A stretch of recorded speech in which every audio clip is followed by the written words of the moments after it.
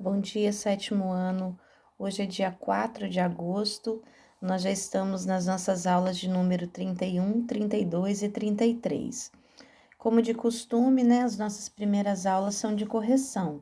Houve uma mudança a partir dessa semana e no nosso dia de estudos, então, tem uma outra matéria, né, que foi incluída, que no caso é a disciplina de inglês. Então, houve uma alteraçãozinha também na organização das minhas atividades. Então, a atividade de correção agora corresponde a 2 aulas e a outra aula hoje corresponde à matéria nova, tá bom? Na próxima aula da semana que vem ainda vai ter outra mudança ainda. Então, eu preciso que vocês guardem algumas informações desse capítulo que foi iniciado na aula passada. Então, eu preciso que vocês guardem o seguinte, ó. Quando nós falamos em meio ambiente, nós estamos nos referindo à água, ao ar, à temperatura, à luz, o solo, né? E alguns outros fatores.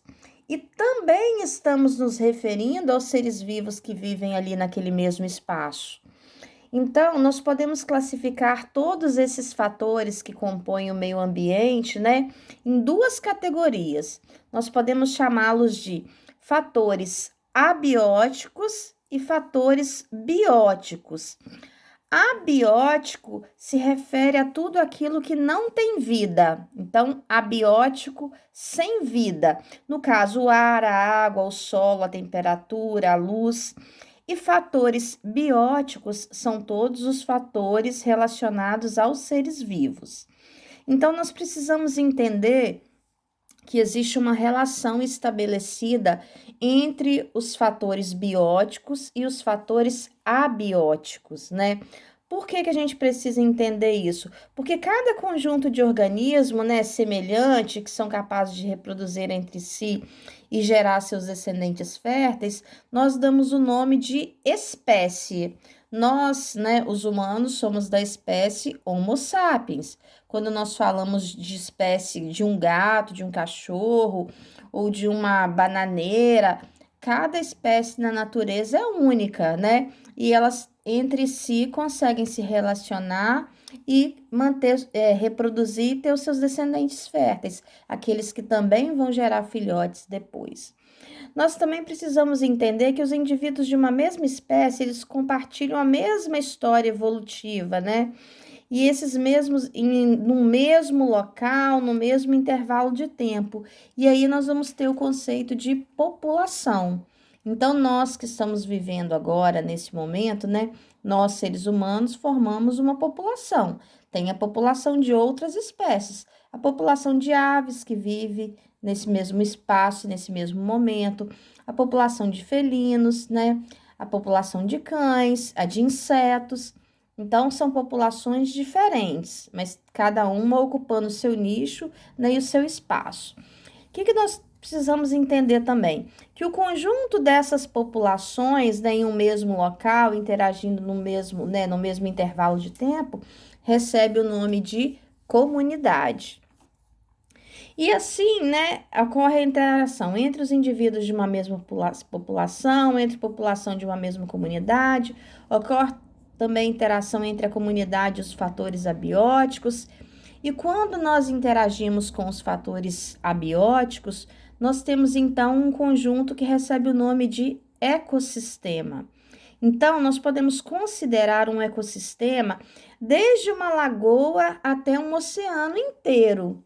Por quê? Porque o conjunto de todos os ecossistemas, né, que a gente tem aqui no planeta, vai dar origem à biosfera, que é todo o espaço da Terra onde a gente encontra a vida, né? Então, essa primeira aula nossa foi só sobre alguns conceitos. E na nossa aula de hoje, que é a nossa aula de número 33, vocês vão começar a conhecer esses biomas. Hoje vocês vão estudar o bioma Amazônia e o bioma Cerrado, tá bom? Então, se for preciso, vocês voltam, assistam as videoaulas de novo, procurem outros textos para vocês guardarem as informações principais. Vamos lá, então, para a nossa correção de hoje, ó. Na nossa correção de hoje, na primeira atividade, pergunta o seguinte, ó. Marque a alternativa incorreta. E aí perguntar várias frases, né, para vocês identificarem e as frases estão corretas, então é para vocês aprenderem as informações que ali estão. Então, na primeira diz assim: nos ecossistemas, os organismos interagem com os outros, isso é verdade. Nos ecossistemas ocorrem relações ecológicas, sim. Agora, no outro fala, nos ecossistemas, os organismos não interagem com os fatores físicos. É mentira, né? Nós precisamos lá da água, do vento, da energia que vem do sol, né? Então, nós precisamos, sim, interagir com os fatores, né? Com os fatores físicos, que nós chamamos de abióticos. No 2, acerca dos ecossistemas aquáticos foram feitas afirmativas abaixo. Identifique com V as frases verdadeiras e com F as falsas. Nos rios, a riqueza de organismos planctônicos é maior do que nos lagos, né? É falso. Na segunda frase, nos mares, a maior diversidade de espécies de vida livre, como os peixes, encontra-se no domínio bentônico. É verdade, né? Eles estão bem lá embaixo, na partezinha bem inferior lá do mar. Nos mares, a zona adal, com biodiversidade pouco conhecida, é também a mais profunda. Não é esse o nome dado à região mais profunda. Nos lagos e lagoas, o zooplâncton é formado principalmente por protozoários, microcrustáceos e larvas de diversos organismos, que também é verdadeiro. E nos mares, a maior biomassa de fitoplâncton ocorre na zona litoral, também não é verdadeiro. Então, a opção correta seria a letra E, onde está falso, verdadeiro e falso, ok? Vamos seguir, então, a nossa correção. Na nossa atividade de número 3, está falando o seguinte: os ecossistemas terrestres podem ser agrupados em categorias amplas, que são e como é que é o nome dado a essas categorias amplas, né? Então, a gente dá o nome a essas categorias de biomas. É o que nós vamos começar a conhecer os biomas aqui, né? Aqui da Terra, né? E principalmente os biomas brasileiros. Então, no 4, observe o esquema abaixo que mostra os componentes de um ambiente onde vivem sapos e depois marque a alternativa que contém os números de componentes bióticos e abióticos, respectivamente.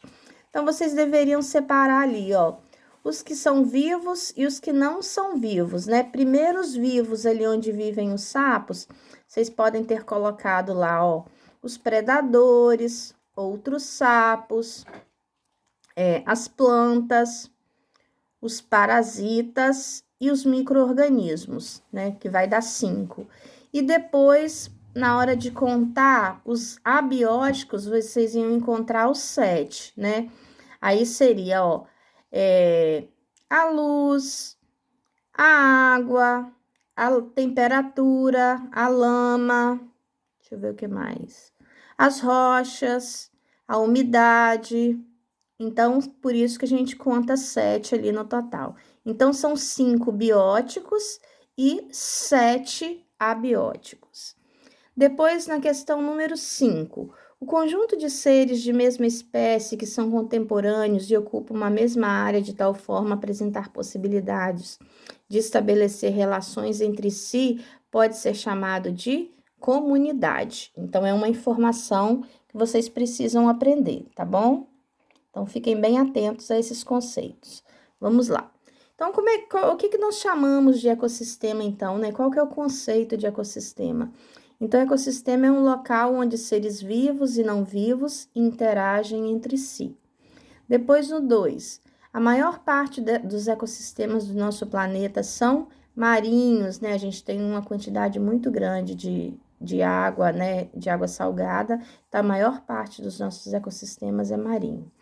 No 3, equilíbrio é o estado estável de um ecossistema no qual sua composição e identidade permanecem constantes de uma forma geral, apesar das variações nas condições físicas e na constituição da comunidade biótica.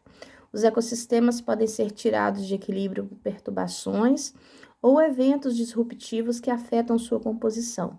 Então, não podem ser consideradas, né, perturbações. Então, tudo que atrapalha, que compromete o ecossistema é algo danoso, né? É algo ruim. Então, ali dessas opções, o que não é ruim é a preservação da flora e da fauna, que era a letra E. Depois, então, né, para finalizar, tem a questão número 3, onde fala o seguinte, ó, estava lá no texto de vocês. Os ecologistas costumam usar 2 parâmetros para descrever, né, essas perturbações do ambiente. E quais são, né, esses estados e a resposta, né, do ecossistema a essas perturbações?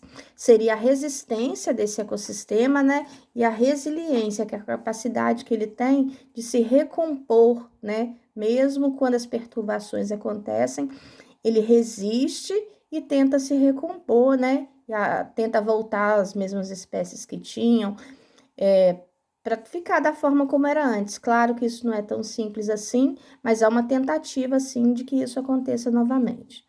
Consideramos recursos naturais todos aqueles que provêm do meio ambiente, que são utilizados pelos diversos tipos de organismos, inclusive os seres vivos.